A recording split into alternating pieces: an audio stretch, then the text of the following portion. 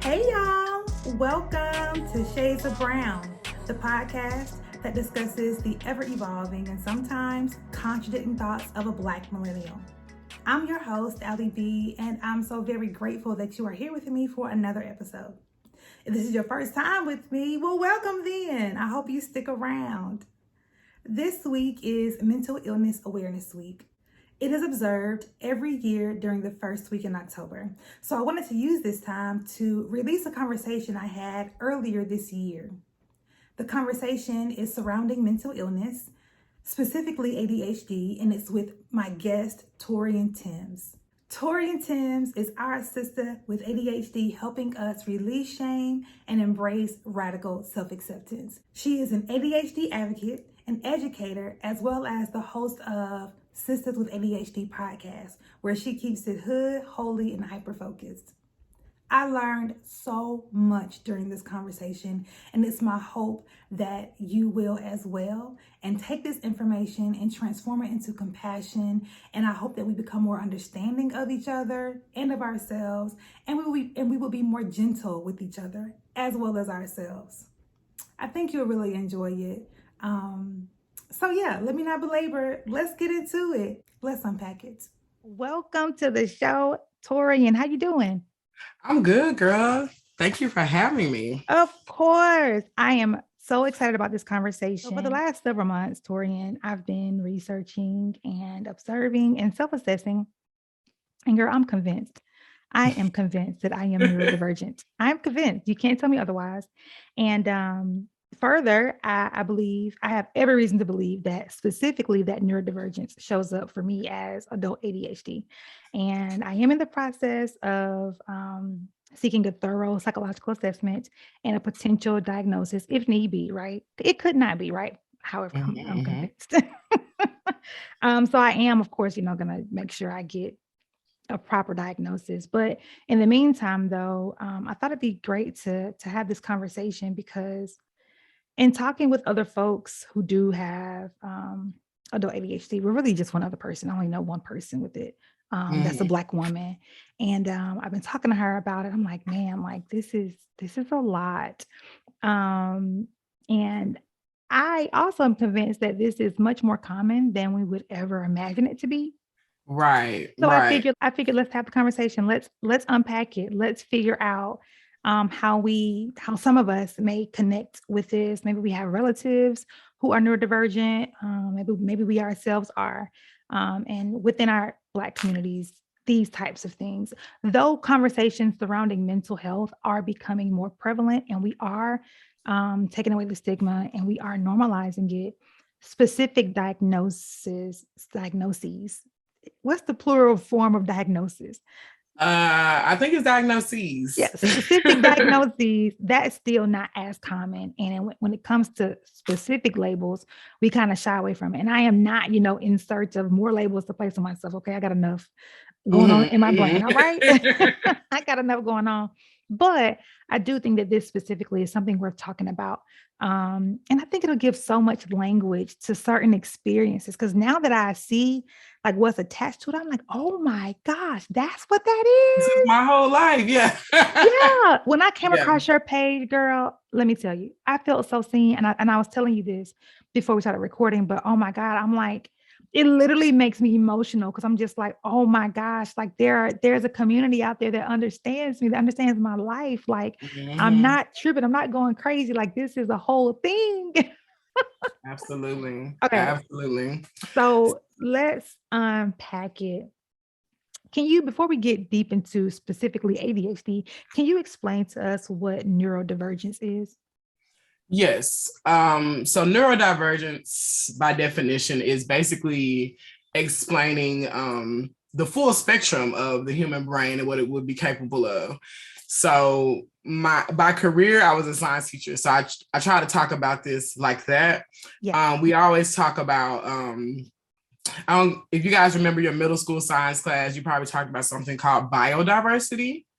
And so that's the different types of life that are all around Earth, right? So you need different types of plants, you need different types of predators, you need different types of all of those things are going to collectively help an ecosystem have the greatest chance of survival or stability. It is a good thing to be diverse. And so when you so the root, you asked me about neurodivergence, but the root of it would be neurodiversity. Okay. And that's looking at the full spectrum of the diversity that can be the human brain. So that's an umbrella for your typical average status quo brain, all the way to, schizophrenia, bipolar disorder. It could be autism and everything on that spectrum. It could be ADHD. So biodiversity is the full spectrum of it. Neurodivergent is anything that's deviating from what we consider to be typical, or what, based on age and ability, we expect people to be able to do. And so there are a group of people who have been walking around who are diverging from that. So it's not just autism, it's not just ADHD. Neurodivergent is anything that's deviating from what is the status quo or normal. But if you think about it, we've seen it in our community. We've been seeing it. We talking CP time, and we're thinking it's so easy to label some things around ADHD to be like lazy or dumb, and it's so easy to mischaracterize it.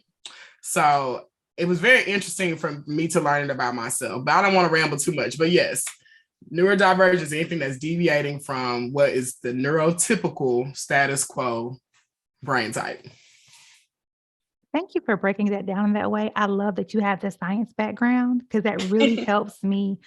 Like the analogy you gave in regards to biodiversity, it makes so much sense, right? Just diversity with the brain, like that. Right. And it's like if all the different things that the brain, that the human body can come up with, all the different mutations, if you will. Yeah. You mean to tell me that everybody's brain was going to be just the same? Yeah. That doesn't make any sense.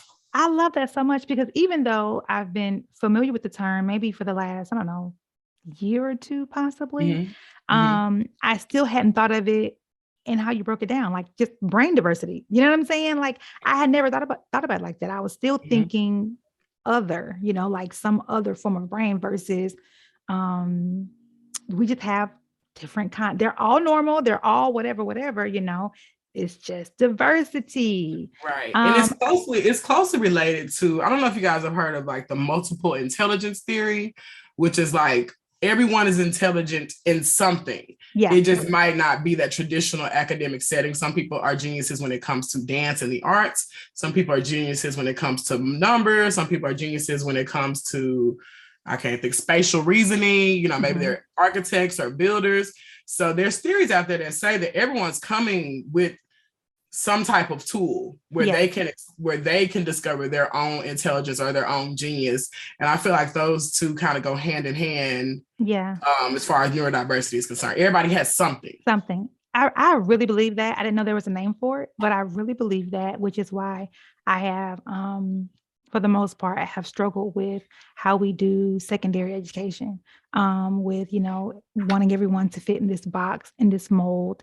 And it's like, this is not it though. Like our education should, there are some basics we should all have, right? But beyond that, we should be cultivating each person on an individual, scale. Of course, that is very difficult to do when you've got, so many folks to work with. I get it. So I don't want to, criticize the school system. It's just, I really struggle with how you can criticize it. We need more people criticizing and critiquing it. I work in it and I critique it to the T. So yes. Yeah.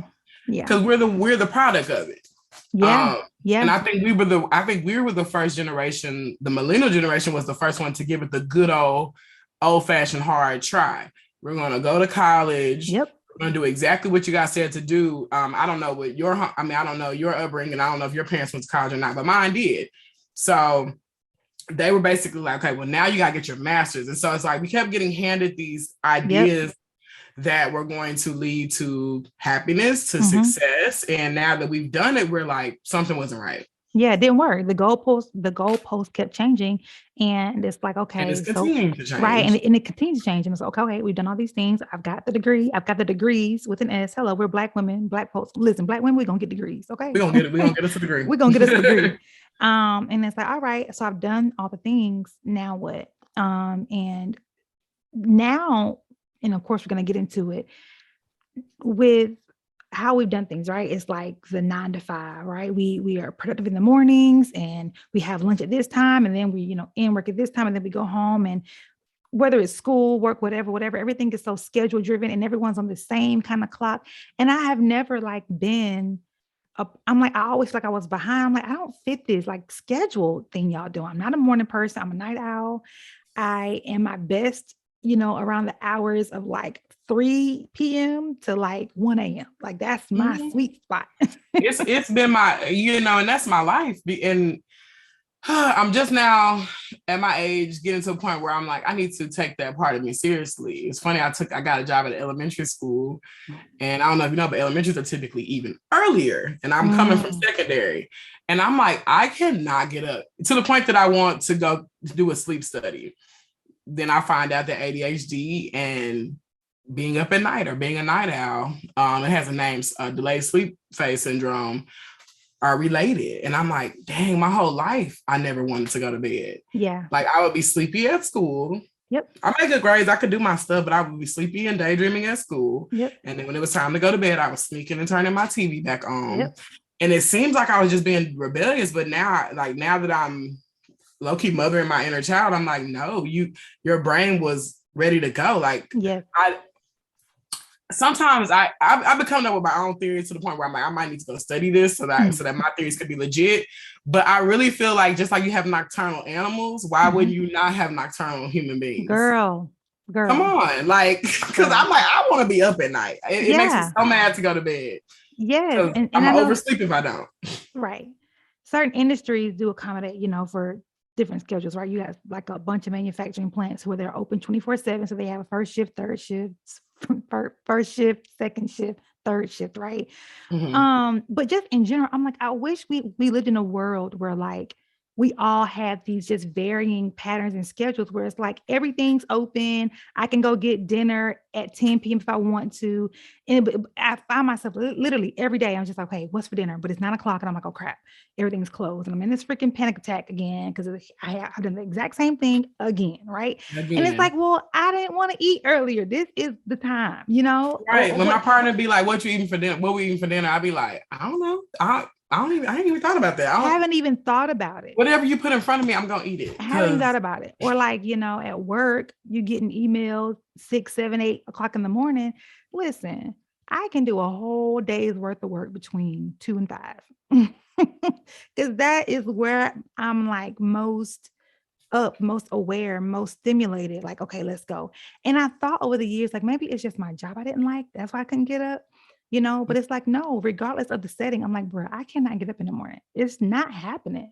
I'm glad I'm not alone. I just got a text today. They were like, are you here? I'm like, no. And I can't come up with any more lies. So I'm to the point where I'm just like, I'm ready to let y'all know.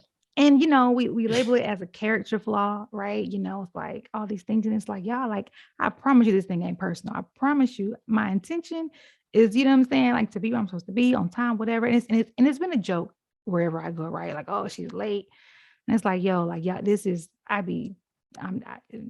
not happening. So you've explained to us what neurodiversity is. Can you specifically break down ADHD? What exactly is ADHD? Sure, I sure can. So ADHD, by definition, has evolved over time, but it's an acronym for Attention Deficit Hyperactivity Disorder. In my opinion, the name is a little bit of a misnomer because it is not that we have a deficit of attention. It's not that we do not have attention. Where the complexity comes in at is where the attention will go. So the best way to describe it, 2022, knowing what we know, the research is out there. It is a neurodevelopmental condition or impairment of the brain's self-management system, or what you like to call executive functions. So I'm an analogy girl. So imagine your brain is like this big corporation and your executive function is like this secretary. And it tells the brain what to do, when to go, where, how to prioritize this first, this, that last. But our secretary parties at night. She does what she wants to do. She's on her phone, her feet are kicked up. And, she literally, I said that I'm giving her character flaw, but I'm just giving you an idea that like this, our secretary is not the same as other people's secretary. Yeah. Our secretary is like, well, this looks way cooler. Let's do that. And it literally is an inability. It is, and I try to drill that to people, like it's literally outside of my control. If I could be on time to every event I ever went to, I promise I would. I hate walking in late, but that's to the point now where my friends kind of expect it, and I try now. And the thing is, I try to be respectful of their time too, where it's like, okay, I'm not gonna be dramatically late where you waiting for me for 2 hours, but at the same time, please don't wait for me. Go enjoy the event. I will be there, So, but yes, it's a neurodevelopmental condition or impairment of the brain's self-management system. That's the best way to say that. There are 3 different types of ADHD. Back in the day, I think a lot of people are still using like ADD. Mm-hmm. So we don't have ADD anymore. So there's only one ADHD with 3 different subtypes. Okay. So you have your inattentive ADHD, and that'll be you're having issues with maybe you don't pay attention well. Basically, you might daydream, you might lose things very easily. You probably have a short attention span. And when I say lose things, you're losing things that you need every day, like keys. Mm-hmm. I've been late today. Been late for that. Daydreaming, your working memory is very short. So you could be like thinking of something in a meeting, and then it's your turn to speak, and you really can't recall what it is you have been thinking about the whole time. Or somebody might, you might need to recall a piece of information, and you know it, but in that moment, your short-term working memory can't recall it in that moment. Mm-hmm. Then you have your hyperactive subtype. And that's kind of like a constant feel of like restlessness. Like you feel like you always need to be doing something. You might be trying to do several tasks at one time. You're probably very impulsive. And that can, impulsivity shows up in a lot of ways. So for some people, it's you're a dangerous driver. Some people it's like you're impulsive sexually. There's a lot of things, or you might be shopping, or you overspend. As a child, you could have been like all over the place, almost like you were running around with a motor in your back or something like that. Mm-hmm. So that's your hyperactivity. And then your third type will be a combined type. And so that basically means that you're pulling symptoms from both. And so for me personally, I'm considered combined type. For women, a lot of women, hyperactivity shows up as like over talking or like interrupting people while they're talking, or rambling and talking too much, or not being able to control how much you're letting out. Hyperactivity could look like, it's just so many ways that it can show up, but I'm going to be very specific to pointing out how it looks in women, because over time, what we found out is women are severely diagnosed, and then Black women are even more severely misdiagnosed. Like, right. I think at one point it was 5 boys to every 2 girls, or 1.2 girls. Mm-hmm. That number is picking up now. But I think it's because most women show more inattentive traits. So you're daydreaming, you're not interrupting class. So you don't really get on anyone's radar. Mm-hmm. As to where young men might be showing more of the hyperactive type. And so if you're running around the classroom, or you just seem like you can't get it together, or constantly standing up, that's interrupting class. Mm-hmm. So they tend to get that diagnosis earlier. At one point, they thought only men got it and only boys got it. And that's simply not true. Yeah. I laughed earlier because, first you're describing me to a T, and anyone who's listening, who knows me personally, or has listened to this podcast from the inception of it, knows that I've spoken about like, my, habit of like cutting people off inadvertently, and how it has like negatively impacted my relationships, and how that's something I'm constantly working on, or how I ramble and I'm long-winded, and I start talking point A. For most folks, it's like just point A to point B. For me, it's like point A, then A1, A1B. It's like, you know what I'm saying? Let me add context over here. Yeah. Oh, I'm context queen. Context. I don't care. I'm not changing that about myself. I got to have context. Because you gotta understand. I need to know who they were. Yes, absolutely. I need to know who they were, who they mama. Now, where are they from? Because all those things matter as to why they things matter. In my head, they matter, and they matter to you too. So I'm gonna tell you. So that's why I was laughing, because I'm like, I hope folks who know me personally are listening. Like, okay, that's what that girl. Her brain is different. Yes, my brain is different. It's just different, girl. But in that same breath, I always make it a notion to try to point out there are some positives with ADHD. A lot of your comedians have ADHD. Why? Because they're good storytellers. We're very compassionate people, intelligent, you know. What ADHD is not is a learning disorder. Yeah. Now it can affect learning. Does that make sense? So yes. You can learn just fine, but and I'm in education, so I always speak to the classroom because I think that gives us a lot of roots and just our overall perception of ourselves. Mm-hmm. So you might not be able to learn well in that Eurocentric classroom where you're sitting down and everybody's in desk and everybody's facing forward and doing the same thing and you're like a choir. That might not be the best way for you to learn, and that's probably why you struggle with learning. But we're very creative. We're outside the box thinkers. We're innovative. You know, we're visionaries. I'm definitely a big picture type of girl. We're typically good communicators. So that communication could be in a lot of different ways. Maybe it's through song. Maybe it's through graphic design. Maybe you can write a code email or whatever. You write great papers. It just, because we like all the context, we're able to reach all the people. So you see a lot of people ADHD tend to go into marketing because they know how to reach so many different people and communicate something that they all can understand. So it's not all bad, girl. We got some traits. We got some good things about it. Yeah, I love that. And I don't want the tone of this to be like, because I feel, and maybe I shouldn't give a disclaimer. Maybe I should just, this is me people pleasing, I guess. But it's like, I don't want anyone to think like the tone of this is like giving excuses for behavior that society has deemed inappropriate, or these are character flaws. It's like, we're just giving language and context to the why behind these things. It doesn't mean that we are disregarding this behavior, that we're not trying to improve certain things, right? Because if I am choosing to go into corporate America, right, and their standard is 9 to 5, I have chosen, right, to submit to that authority, right? And honor that schedule, so I just want to make that clear that the tone isn't to excuse, it's just to explain. Right. And I love how you said that. While it's not an excuse, it is an explanation. And I think it's probably a good point for me to bring up the fact that it's good to know you have ADHD, because then you can finally start creating supports for yourself. And I know most people are scared to death to go talk to HR about a disability, but ADHD is recognized as a disability by the Americans with Disabilities Act. And it is just that. So it's regardless of how people feel about it or their perception, it is you are unable to do something. And if you found out you had ADHD, you could literally go to your 9 to 5 and say, hey, I would like, you got to talk to your doctor sign off on it. You struggle with getting up. They don't need to know all that.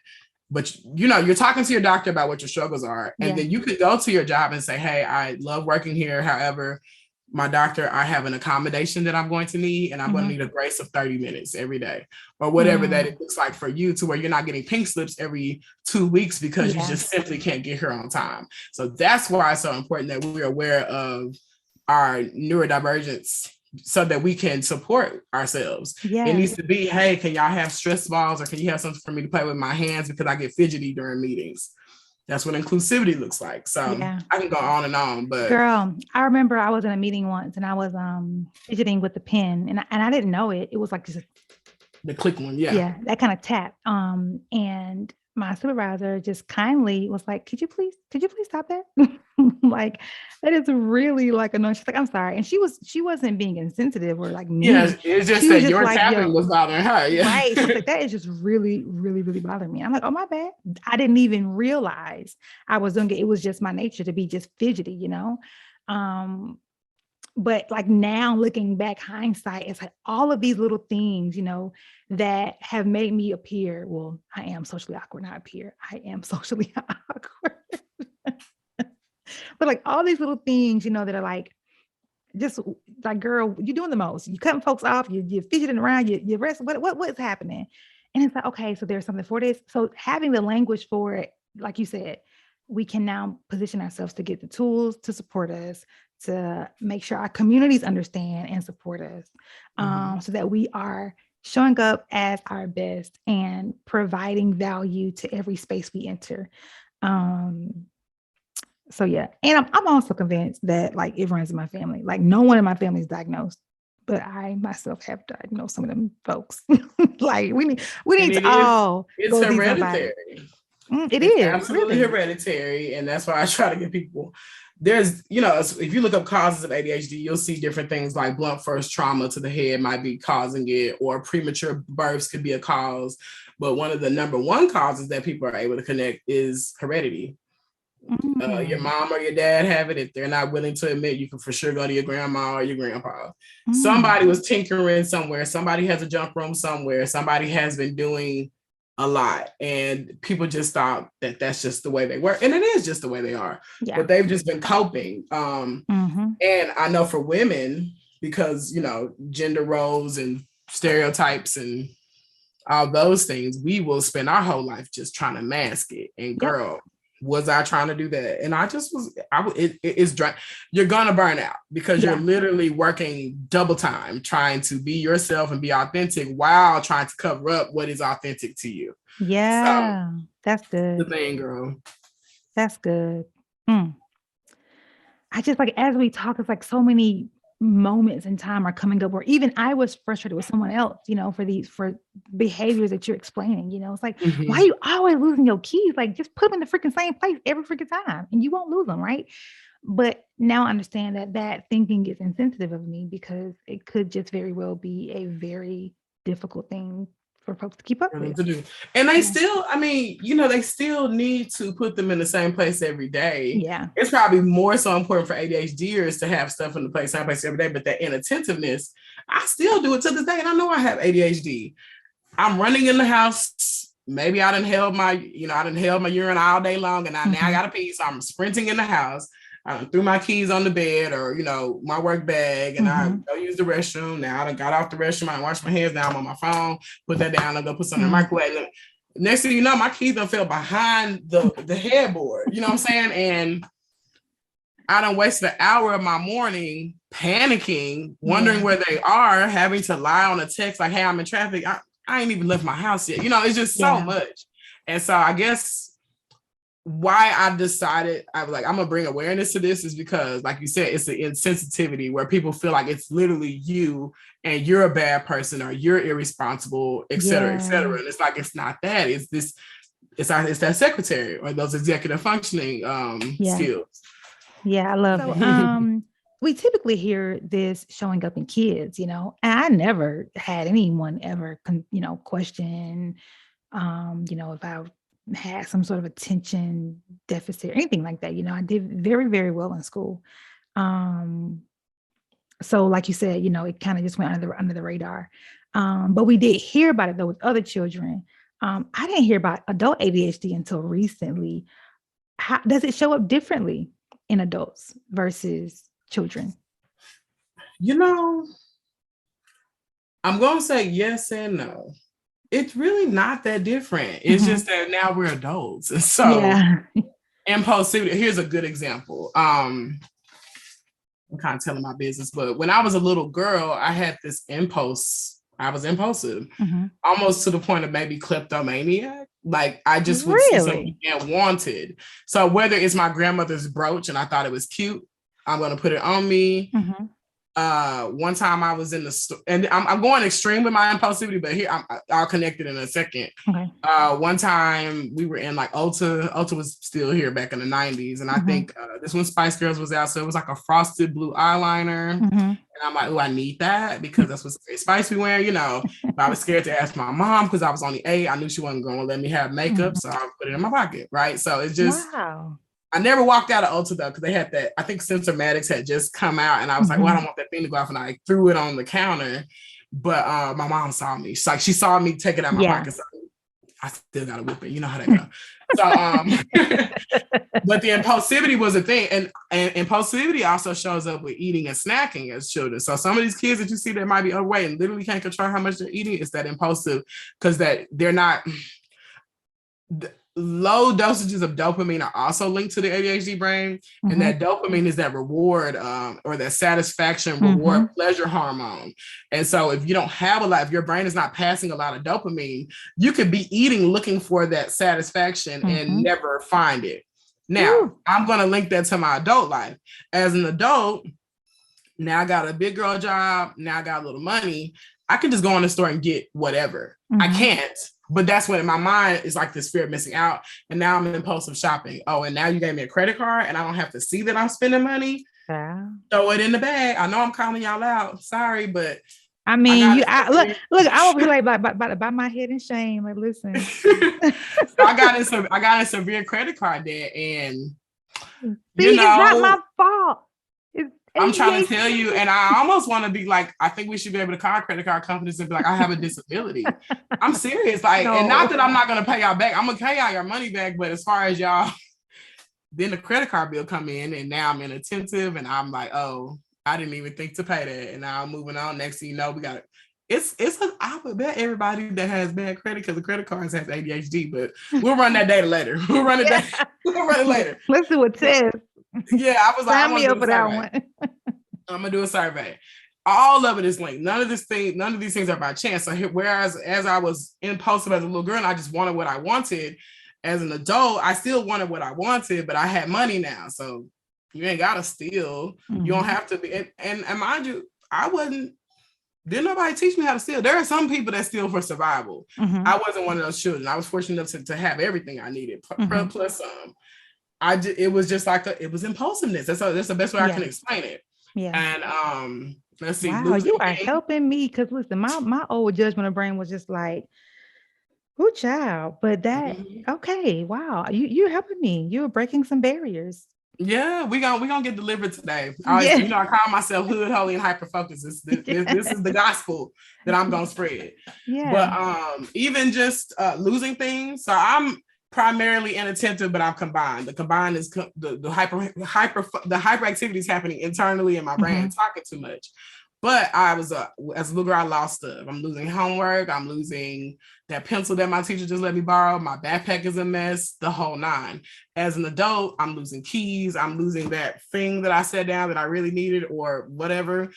My space can tend to be a mess. And I've gone to the point where I've just like embraced it and just been like, okay, we're gonna have reset days, or I try to have like baskets. And these things might sound like they should just be normal because I'm an adult woman, but that's literally not how my brain works.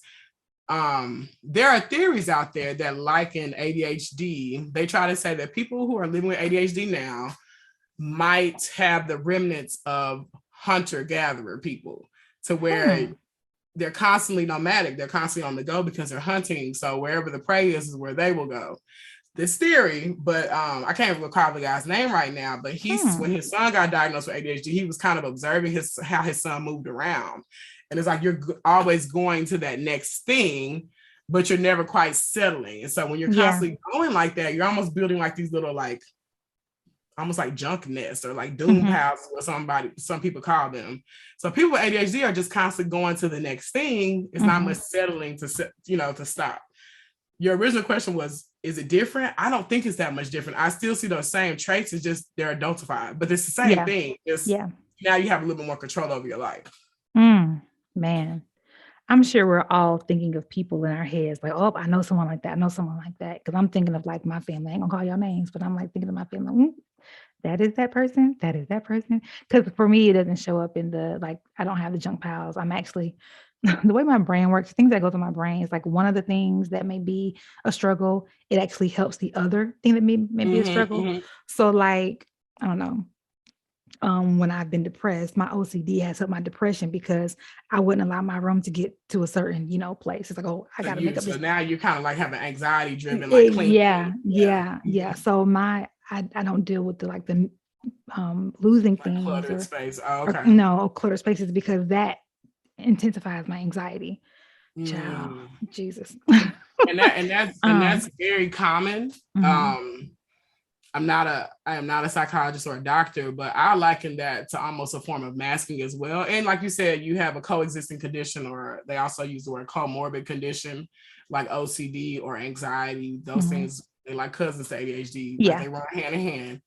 They run right near each other. Yeah. So you'll find that a lot of people, like I'm thinking of a family member in particular, my own as well. She's always cleaning.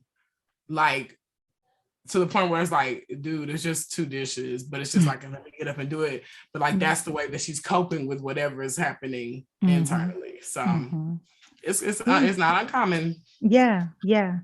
So we've talked about how, perpetual tardiness is a sign of ADHD. We've talked about, kind of just always on the move. And, being night owls. Are there some other common signs or not so common signs that that is linked to ADHD?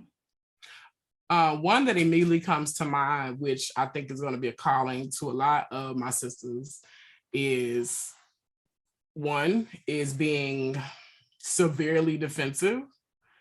And they call that, it's called rejection sensitivity dysphoria. So what? If you sat back and you thought about how you receive feedback, and it could be any type of feedback. It could be feedback that's snappy and not constructive. It could be feedback even from a manager that is constructive and willing to help you, but we tend to really internalize it. And we start to think that the world hates us, or that we have to defend every move we made instead of just receiving it and being reflective. So yes, rejection sensitivity dysphoria. Another one that comes to mind is emotional dysregulation. These are the ones that people don't know about. Emotional dysregulation. So I'm gonna go from child and I'm gonna go to adult. With children, I feel like a therapy session.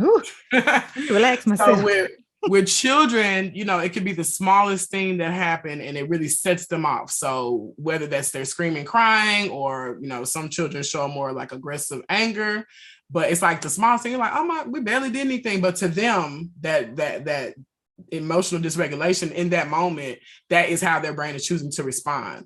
Again, we have to remember it. Always relate things back to executive function, your executive functions.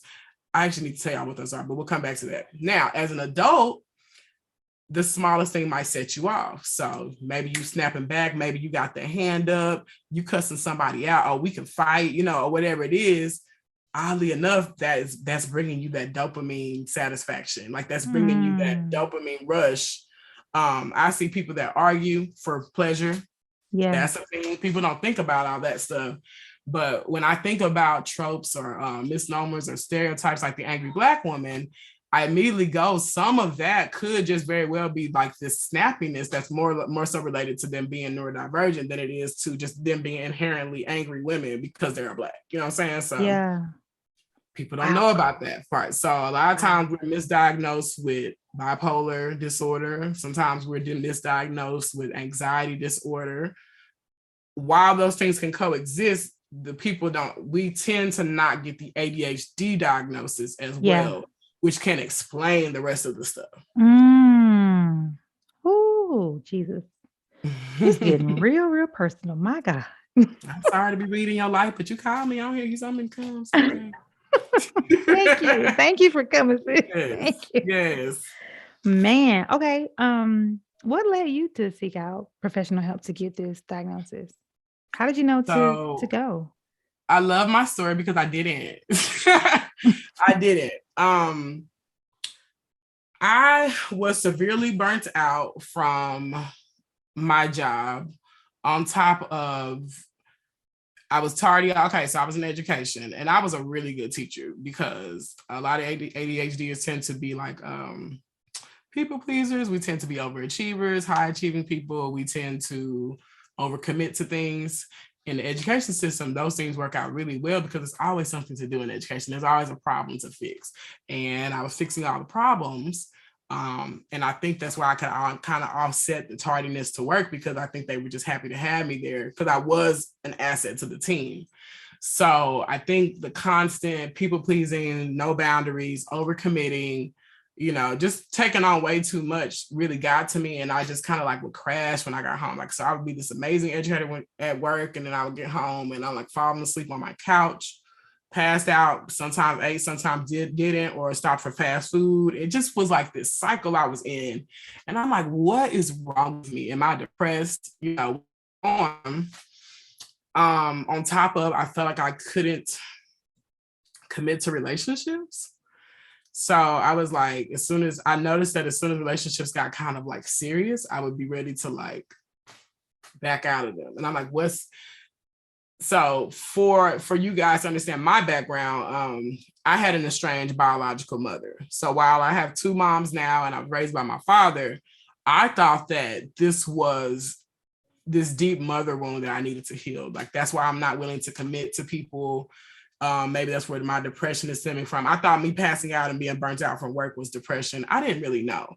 But this is around the time where online, everybody's talking about self-care. Everybody's talking about going to therapy. And while that wasn't commonplace for my family, I was like, well, I do have insurance. What's the point of having insurance if you're not going to invest in some type of doctor? I don't get sick a lot. I don't necessarily have a bunch of medications. So I just decided to go for it to see what the hell was wrong with me.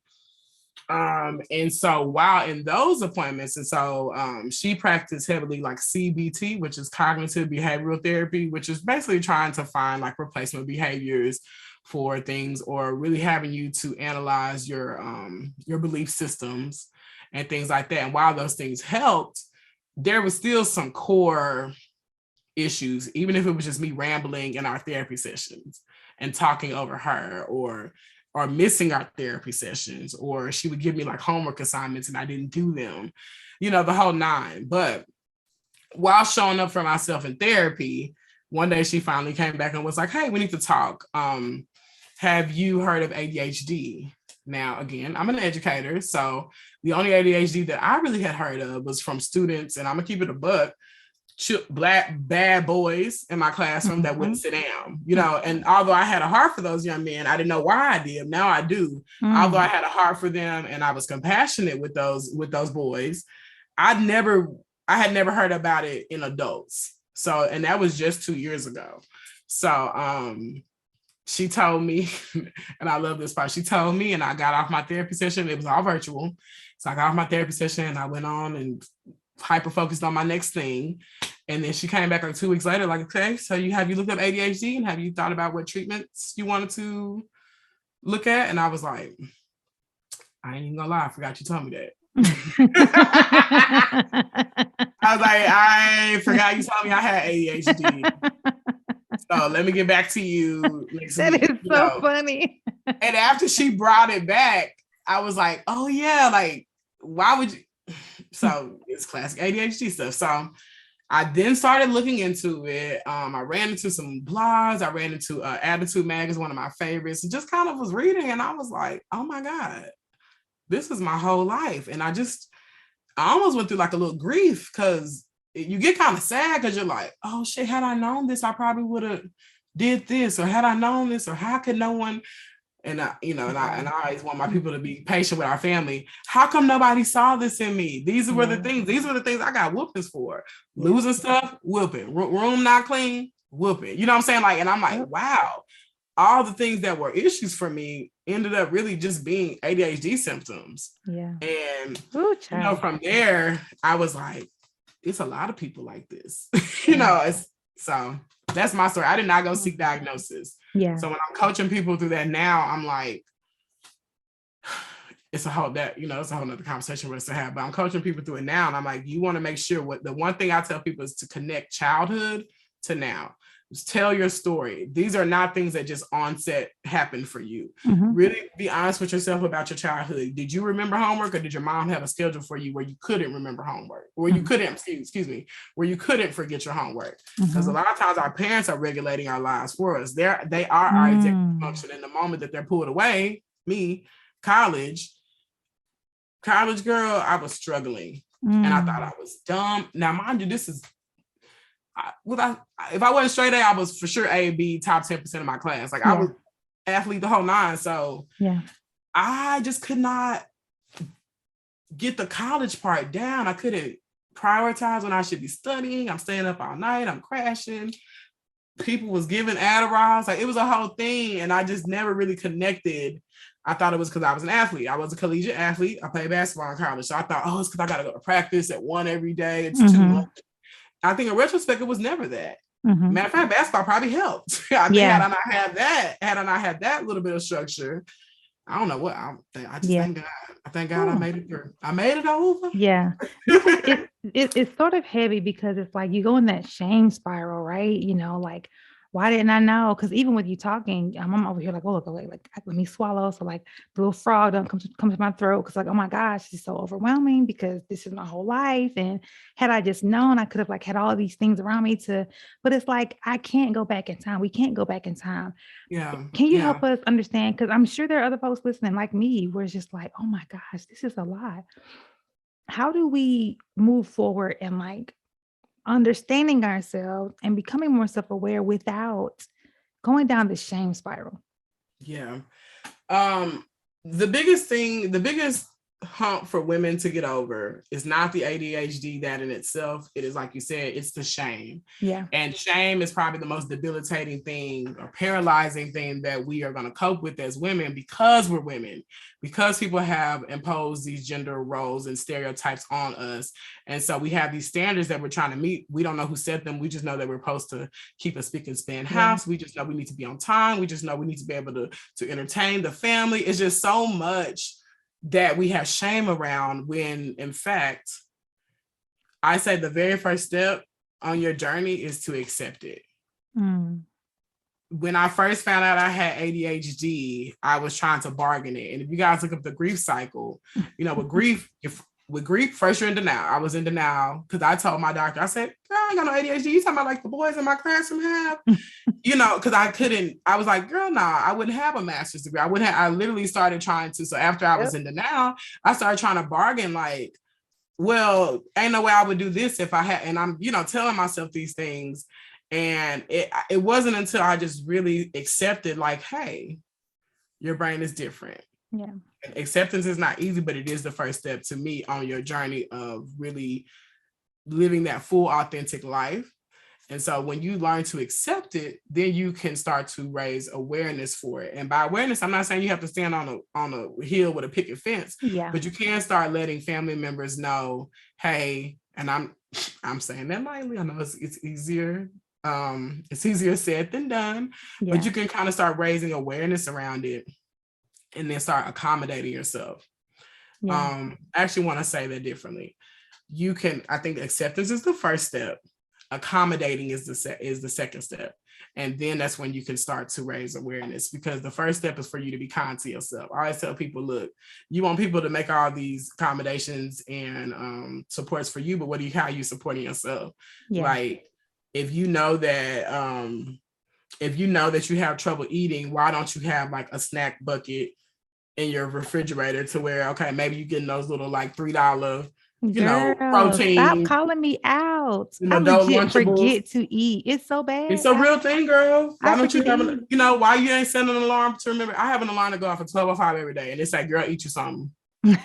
Okay. It's like eat your damn lunch. I don't know if we can cut on here. Because of myself out. Like, girl, I am doing that right now because I'll forget if I don't do it right now. No, and honestly, sometimes I ignore the alarm, but at least something that's trying to, get me up. It's a system. We will lock in. Yeah. That's why I said it's not a deficit of attention, because I can lock into something that I care about, and I'm on that thing for hours.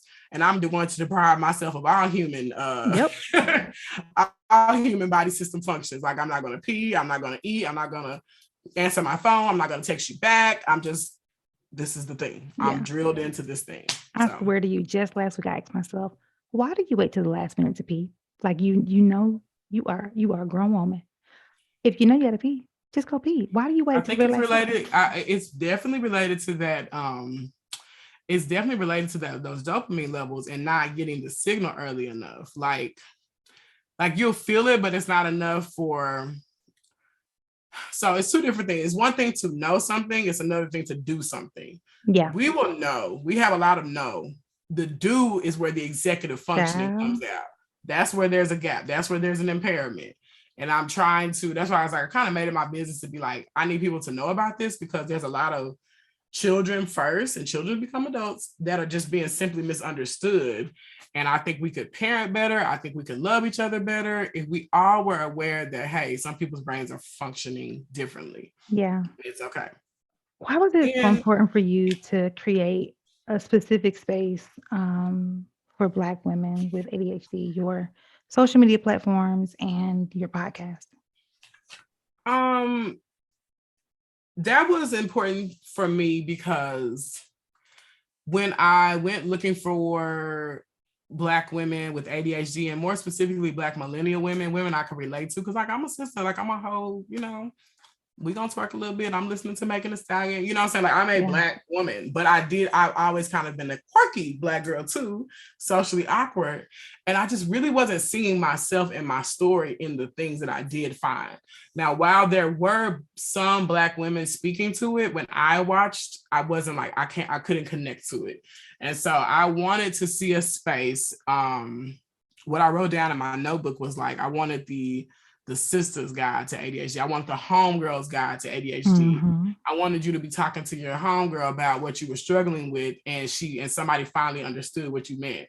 Because I couldn't really talk to my friends about, because all my friends be on time, or all my friends, I go to their apartment is pristine and clean, so I'm just like, and I wanted to connect with people that had that experience, and I wanted Black women to see themselves. A lot of Black women are thinking it's so many things I can say, but I noticed that a lot of Black women are overachievers and high achievers, and we feel like we have to have the next degree, and we feel like we have to do the next big thing, or we're people pleasing, because we do have that, we do have a knack to solve problems and to see things differently. So people come to us. I don't know if people come to you about a different way to think about something for problem solving. All the time. And we tend to take on a lot of people's stuff. We tend to people please.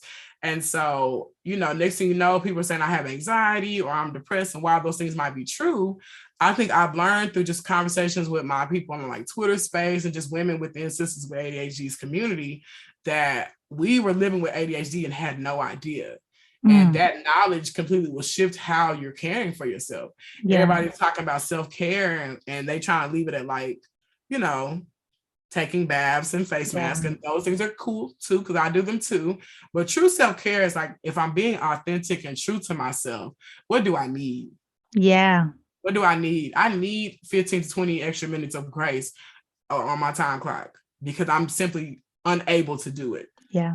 I need to make sure that I'm setting an alarm to eat every day, because my body is not getting those hunger signals so that I can eat something, so I can care for my body.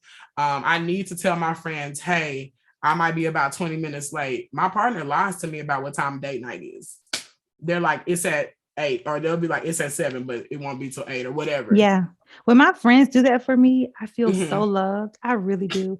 It takes so much stress off of me, because, and I literally tell them, I'm like, y'all, don't tell me the accurate time of an event. Like, help me. Just tell me 30 minutes or something. Yeah, you tell me, because I promise you, it never fails. It never. And one of my best friends, she gets like, she's good now. And recently we went out, and she told me the dinner was at one time, and we got there late because of me. And it was actually on time, because she told me that. I'm like, oh, this is wonderful. I felt so relieved, because, it's like, if I'm late now, it intensifies the anxiety, right? And I'm like feeling like uncomfortable, and I don't know, it's just all these things, right? So I can relax. My nervous system is calm now, because I'm okay, we're here, we're good. I'm like, yes, please. That's the only time I think it's acceptable to lie to me. Don't lie to me unless you're lying about the time of an event. And so, I just feel like Black women deserve to see themselves. TikTok was taking off around the time. It's funny, because I created Sisters with ADHD, but I didn't even know that TikTok had an ADHD side to it. Oh, really? But when I would scroll TikTok, I ain't see nobody that look like me. Slowly but surely, there are more Black women speaking about their story, but it wasn't anyone. So I was just like, no, we need a space for us. Yeah. I always have to shout them out. Renee Brooks, Black Girl Lost Keys, great blog. She started back in like 2017, if not before. And Ingra Shea has something, I think she's an ADHD coach as well. She has a Facebook group called Black Women ADHD Executives. So her space is really that C-suite, corporate suite, women who we tend to move up high because we're good, because we're really good at what we do. Yeah. And then all of a sudden we can't manage all the things, so those women, those were some of the first women that I found, but I still didn't see myself in them. And that's okay. That doesn't mean the work that they weren't doing wasn't helpful or good. Yeah. I just wanted something for the diversity. System. Yeah. You said something a while back that in the conversation that really triggered something in me. So I have an entire platform, an entire online community called Healing from a Mother Wound, and helping folks, adults, sons and daughters walk through, specifically Black women, walk through mama trauma.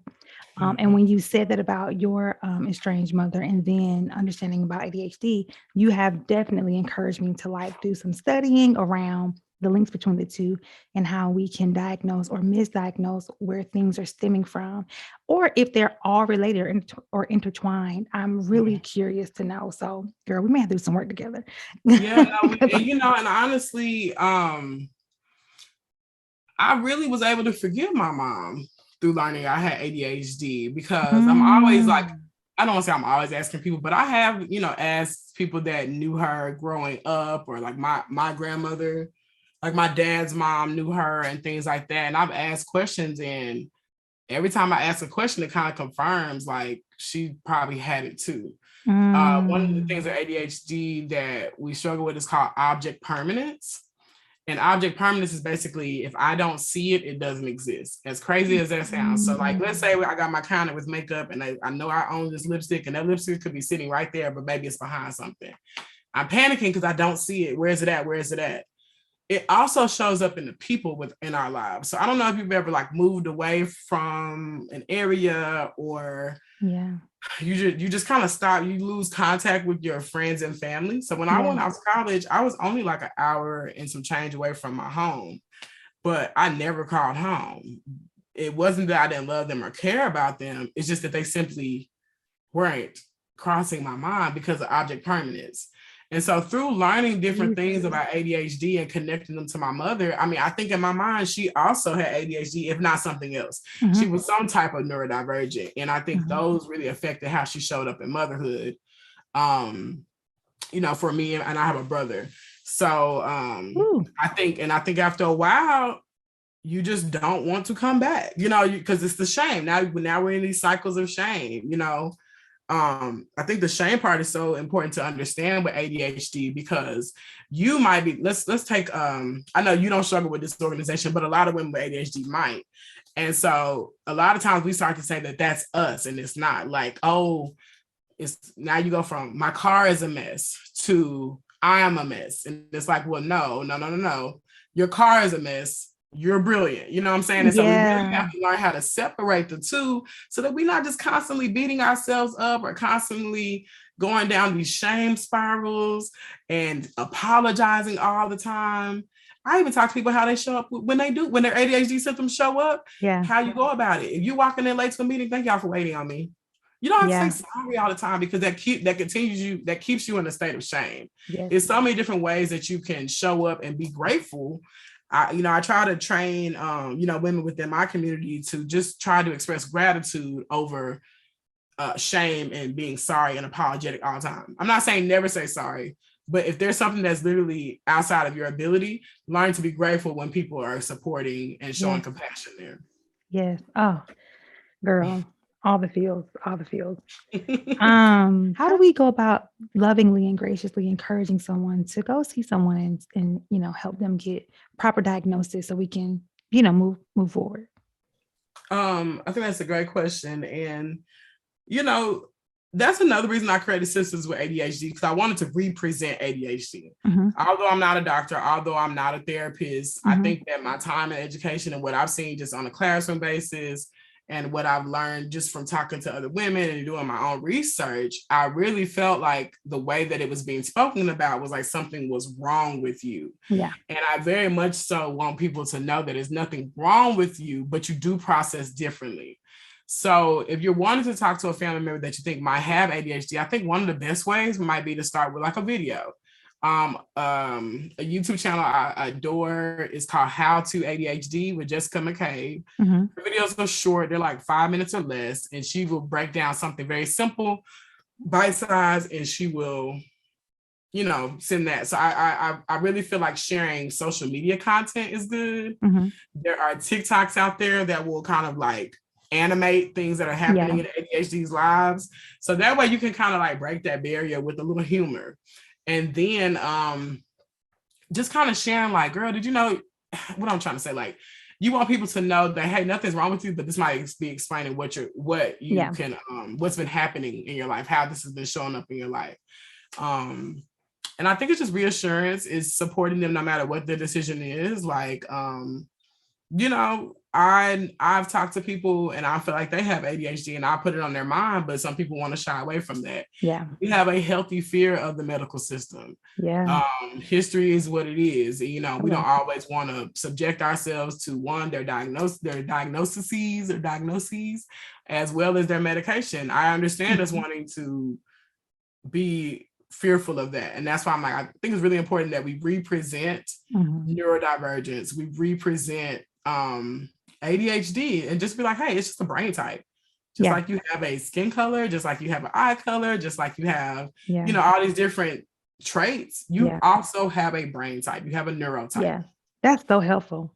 That's so helpful. Because even, man, that's, oh child, this is and I know women out there who are living with undiagnosed ADHD have been beating themselves up, because I was one of them. I had no idea of all the things that I thought was wrong with me. I never crossed my mind. I just thought that I was depressed, and I you know, I didn't know what answer I was looking for, but luckily I got it. I remember when I first started going to therapy years ago, what led me there, I was just like, something gets wrong with me. And I remember in this last year or so, that same thought just started reappearing. I have in my notes and memos, like trying to figure it out, right? Like a puzzle piece. Something is wrong. Something is wrong. Something is wrong. So it's so difficult to unlearn that, right? So when you say it's just a brain type, that's so powerful, because I think about like my skin type. I have oily skin, right? And it's something I've always hated. But when we first started this, one of the first things you said was like, I just love how your skin is so pretty, right? That is a direct result of me having oily skin. Right. Oily skin, right? And it's simply that it's a skin type. It's normal, oily, dry, right? It just is what it is. We don't think. And because of it, you treat it the way it needs to be treated. Same thing with neurotype, same thing with ADHD. Girl. You need to treat the way you need to treat your brain the way it deserves to be treated, because it simply is different. This is so powerful, man. Jesus Christ, y'all. I'm about to be over here a whole shoulder shaking, crying mess if I don't end this episode. Get it out, girl. And you know, I relate to what you were saying about like writing in your memos in your journal. And I remember one time I even wrote, I don't know if I said, I don't know what's wrong with me. I said, I don't know what this is, but when I figured this out, I know that the rest of my life is going to happen. Like I knew something was holding me back. It was like assiduous. I'm like, I don't know what it is. Like, I just cleaned up this house like 2 weeks ago, spent my whole weekend, girl. I was like, I don't know how many times my friends were hanging out and I chose not to go, whether I couldn't find that one shirt that I liked, or it was the smallest of stuff where I was depriving myself of my social life. The whole night, it was just a mess. Food would be going bad. I'm spending hundreds of dollars at the grocery store because I want to eat healthier or whatever. Cook none of it. All the food's going bad. It's a thing. And now I don't go to the grocery store unless I know I'm cooking. If it's on my agenda, then I would go pick those couple things up. Yeah. Man, this is so powerful. Oh my gosh. Okay. Well, thank you so much. I definitely want to do more collaborations. I think that this is, I hope, if you're down for it, of course, I think this can be a beginning of something really beautiful and helping people like understand their not only inner child wounds, but like how to show up for ourselves better when it comes to things like this, and to understand that we just all have different brain types. I don't want to repeat, but like, this is just, man, this is beautiful. I would love to, you know, if you are going to seek an assessment, I would love to follow you on that journey. Maybe I feature you on my podcast where it's just like, hey, and then what were the questions? Like, how did you feel? Because I'm also learning that a lot of women, I'm gonna keep it real, specifically Black women, are finally getting to the doctor, and then they're like, "No, you don't have ADHD. You just da da da." And we're experiencing dismissiveness. Yep. I call it medical gatekeeping. Like, okay, so they can have this diagnosis, but you're telling me that I just need to lose weight, or you're telling me I just have anxiety, or I'm just depressed. No. Which is why And it does take a while. Even now, looking for a psychologist, the biggest barrier has been finding a Black psychologist because I don't want to go to a white one. I've been referred to one, but I don't want to because of these specific reasons you're detailing now. And and I do that in everything, right? Like whether it's now, granted, I don't have the same luxury now living back home in Alabama, but when I was in Nashville, my chiropractor was Black, dentist Black, OBGYN, everybody Black, because I want to be seen, heard, and valued. And if I do need some help, I want that help to be targeted to my specific problem, not to something they just like, oh, she's just, whatever. Because they'll write some prescription for all kinds of stuff. And it's like, no, that's not what I needed. Right. And I had an OBGYN in college. Mine was white. I had an OBGYN write me an Adderall prescription one time. And the only reason I knew to even say the word Adderall, because my little brother had ADHD. We're not related. We're not related at all, but he was in my home, you know what I'm saying? And my mom was like, you might, like, I can't explain it. Like my mom knew because my parents were educated. Matter of fact, my parents were both educators. So it's like they knew about these things, but like no one was saying to me, girl, you have ADHD, you're going to struggle with X, Y, and Z. I was like, Mom, I'm just too much in college, She's like, girl, if you're having trouble focusing, just go see if your doctor will write you this. And then he wrote it, but like no one ever connected dots for me. Yeah. You know what I'm saying? Yep. And I kept that same little bottle for like 2 years and like turned into dust. I didn't know what it was. It just, I didn't get it. And I think we deserve to, one, be educated on it, one, as a people, but then two, we deserve to just personally, you deserve to know. And then as a people, we deserve to know so we can show compassion for people that we see struggling with ADHD. Thank you so much, Torrian, for all that you have shared and for being vulnerable and sharing your journey. Like that's quite courageous. I appreciate your platform so much. And just in this short time that I've been following you, you've helped me a ton. So thank you. Thank you. Because I get to beat myself up when I don't post every day. And I'm just like, I have ADHD, folks. I don't know what to tell you. Like, I'm trying to do better about like, planning ahead, but like, that's just not always how my brain works. I'm gonna have spurts where I'm just feeling super creative, and I have spurts where I'm like, I need to reset. And I'm gonna give myself that grace so I don't burn out, because I know this is a, very important work. So it is very important. I appreciate hearing that, it kind of helps my little dopamine to be like, okay, people need you. Stop beating yourself up, stop comparing yourself to everyone, just do the work, Yeah. All right, y'all, let's get into brownie points. This is a segment that we take time out to celebrate ourselves, celebrate yourself for whatever, anything good, anything positive, anything light, anything warm. Celebrate yourself. It could be. Torrian, what are you giving yourself brownie points for today? Actually, as small as this is, I went to the gas station today and I ended up cleaning out all the little clutter in my car, just the little stops you make for things like that. And it was just really important for me to like, anytime I can kind of reset my space. So, clear space, clear mind. And so I was just really proud of myself for cleaning out my car at the gas station. Like, okay, girl, washing my little windows off. Sometimes when I'm pumping gas, I just be on my phone scrolling, but I decided to use that little bit of time in a productive way. So as small as that is, it was important for me. I love that so much. That's not you, girl. What you giving yourself brownie points for? Today, I'm giving myself brownie points for, this is so random, but like, I'm so proud. I've been talking about it on social media. So as you see, I have knotless braids, and I just got them this past Saturday. Well, I had a scheduled appointment for some weeks on end to get these knotless done. The day before my appointment, a friend of mine posted her prices for her braids. And I was like, wait a minute, these prices are half. Like, what they still doing this? And I was like, Lord, I want to cancel. It's at the last minute. I'm like, you know what? These my coins. And I hate, because again, that people pleasing, tendency. I'm like, I don't want to do this. But I'm like, I sent that when I reached out to my friend, like, hey, can you fit me in the morning? And she could. I sent that cancellation text, like, I'm so sorry, I gotta cancel. I'm so sorry. But I felt so good. It's your money, you're the consumer, It saved me so much money. And the thing is, and honestly, that's not small. It is so hard to advocate for yourself. Child. it is so hard to say, like, because you're scared about what everybody else is going to think or that they're going to hate you. And honestly, people with ADHD always have this we always have this gut feeling that somebody's mad at us. It's very weird. Like, who mad at me now? Or somebody, but that's big for you to say. I'm not worried about what somebody else thinks about it. I'm the consumer. I earn these ducats and I want my ducats to be spent wisely. Yeah. I'm going over there. So that ain't small, girl. Thank you for affirming me. I appreciate that. Because I was like, oh, she's gonna be mad. And I like, yes, the whole thing. So those my she is not the only person that braid. Hello. And I love my braids. I love them so much. They look good, girl. Thank you. All right, y'all, give yourself brownie points. It could be something so simple. Whatever it is, just write it down on a note. Maybe even, make a folder in your notes that is just for brownie points, right? And we listen to this every week. You add a new one to your folder, right? Like just whatever it is. I just want you to love on yourself a little bit more and not worry about what you didn't get done this week or whatever else that didn't happen. Just relax on that and focus on something that's beautiful.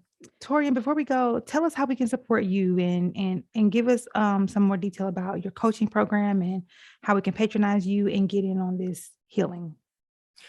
Yes. So first and foremost, you guys can follow me at Sisters with ADHD, and that's SISTAS with ADHD. It's all one word. That is the community. My personal account is Torrian is all things. You can follow me there. Torrian is all things, where that's just me as a person. I sprinkle some ADHD in there, and the Sisters with ADHD is dedicated to that work. I'm in the process of revamping my website. So if you want to support me at this time, I do have a, what do you call it? Coffee, where you can buy me a coffee, which is like $5 if you want to support that way, or you can just simply share my content. That makes me happy as well. And, just engage. If there's questions you have, I'm very responsive in DMs. And of course, I want you to listen to my podcast and leave a review if that helps you, or share it with somebody that you think it could be helpful to. So honestly, just get involved with me. Right now, I'm just really trying to build that community. I'm really just trying to grow so that when I do bigger things, because I've already been asked to speak at things and I'm like, oh, that's happening really fast. So, at this point, I'm just trying I'm trying to grow in numbers. So share my content, listen to the podcast, write a review, and I love you forever.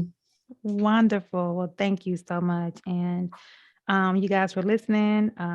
Please do the same for me. Write a review on Apple Podcasts. I'm also on YouTube now. You can check this out. Look up Shades of Brown Podcast on there. Follow me on social media, Instagram and Facebook. That's at Shades of Brown Podcast. On TikTok, that's at Mother Wound Healer. And of course, I'm on YouTube as well. If you enjoyed this episode, or if you know someone who you're thinking could benefit from this, share it with them. Also, if you want some merch, go to everythingalyb.myspreadshop.com, or just check the link in my bio on social media. And of course, if you're thinking about starting a podcast yourself, but you don't know where to start, holla at your girl and I got you. Yeah. So I'll leave you. Oh, girl, I forgot my merch. Let me get my merch in there. Oh, girl, yeah, tell us. So I say at Sisters with ADHD, we like to keep it hood, holy, and hyper focused. So go buy y'all hood, holy, and hyper focused t-shirts. Okay. I got mugs and things like that. I got some other stuff coming out. I won't talk about it yet. And then I'm going to drop my new shirt. I'm gonna go ahead and give y'all an exclusive plug. It's gonna be called come on, exclusive. We're getting exclusives, okay? I'm dropping the Ain't No Shame in My Brain line at the beginning of June. Oh, and I love that. Yeah, I love it too. I'm just like, this is it. This is my thing. So yes, I really want that to be the message. Like, it's okay. I want you to really embrace who you are. So Ain't No Shame in My Brain, hood, holy, and hyper focused. I got some resources coming for you guys. So sisterswithadhd.com. It's growing as we speak. I gotta get my ducks in a row, but just keep coming back and checking on me, okay? And if I don't say nothing, just say like, girl, where you at? Yes, ma'am. So thank you. All right, y'all. Well, I'll leave you with this. I hope that you be well. Hope that you love well, and I hope that you be loved well. You deserve that. Till next time. Bye.